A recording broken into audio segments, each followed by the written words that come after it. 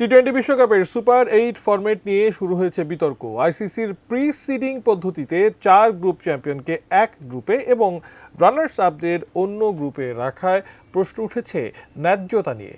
সমালোচকদের দাবি, এতে সেরা পারফর্ম করা দলগুলোরই সেমিফাইনালের আগে বাদ পড়ার ঝুঁকি বাড়ছে। আবার রানার্স আপ হয়েও কেউ কেউ পাচ্ছেন তুলনামূলক সহজ পথ। বৈশ্বিক টুর্নামেন্টে কেন আইসিসির এমন একপেশে নিয়ম? বিস্তারিত জানাচ্ছেন বদিউজ্জামান মিলন।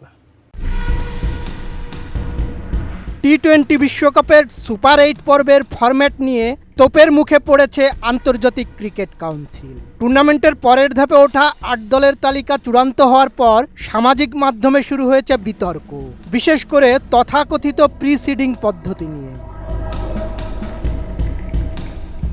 আইসিসির এই ফরম্যাটের সৌজন্যে 4টি গ্রুপের 4 চ্যাম্পিয়ন দলকেই একটি সুপার 8 গ্রুপে রাখা হয়েছে, আর 4টি রানার্স আপ দলকে অন্য গ্রুপে।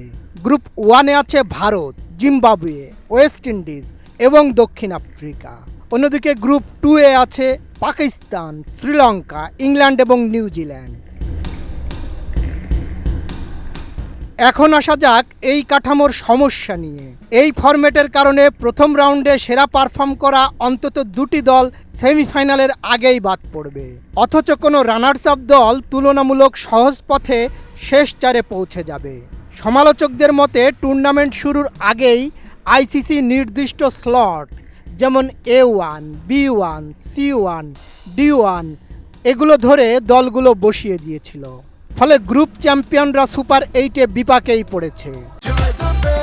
Korean super spicy flavor in Mr. Noodles. Oh bro, what a chat.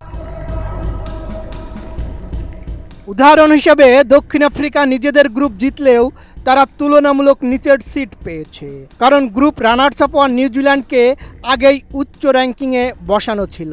এতে শেষ গ্রুপ ম্যাচগুলোর গুরুত্বও কমে গেছে এবং দর্শকদের প্রত্যাশিত আকর্ষণ নষ্ট হয়েছে বলে মত অনেকের। এর মানে গ্রুপে প্রথম বা দ্বিতীয় হওয়ার চেয়ে সেরা 2-এ থাকাই আসল। কিন্তু অস্ট্রেলিয়া বাদ পড়ায় 1 নম্বর গ্রুপে পড়েছে জিম্বাবুয়ে।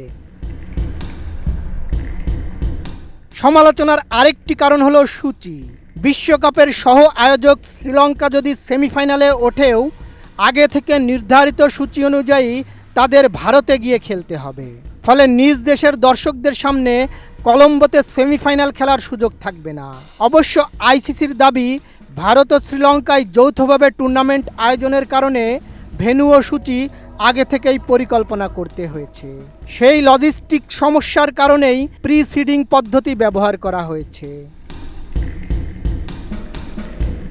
সব মিলিয়ে টি-20 বিশ্বকাপের সুপার 8 ফরম্যাট নিয়ে প্রশ্ন থামছেই না। প্রি সিডিং পদ্ধতি কি প্রতিযোগিতার ন্যায্যতা নষ্ট করেছে, নাকি লজিস্টিক বাস্তবতার জন্য এটাই ছিল একমাত্র পথ? তা নিয়েই চলছে তর্ক।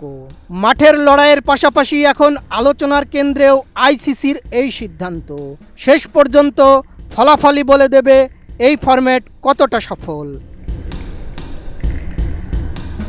বদিউজ্জামান মিলন, ATN নিউজ।